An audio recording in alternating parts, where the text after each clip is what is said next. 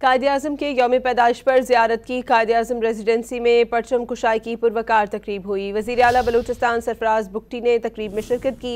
सरफराज बुगटी ने इस मौके पर परचम कुशाई की, शुरका ने कौमी तराना पढ़ा और कायद-ए-आज़म मोहम्मद अली जिन्ना रहमतुल्लाह अलैह को ज़बरदस्त खिराज अकीदत पेश किया। कायद-ए-आज़म की यौम पैदाइश पर ज़ियारत की। कायद-ए-आज़म रेजिडेंसी में परचम कुशाई की पुरवकार तकरीब हुई। वज़ीर आला बलूचिस्तान सरफराज बुगटी ने तकरीब में शिरकत की और इस मौके पर परचम कुशाई की, शुरका ने कौमी तराना पढ़ा और कायद-ए-आज़म मोहम्मद अली जिन्ना रहमतुल्लाह अलैह को ज़बरदस्त खिराज अकीदत पेश किया गया है। कायद-ए-आज़म के यौम पैदाइश पर ज़ियारत की। कायद-ए-आज़म रेजिडेंसी में परचम कुशाई की पुरवकार तकरीब हुई। वज़ीर आला बलूचिस्तान सरफराज बुगटी ने तकरीब में शिरकत की।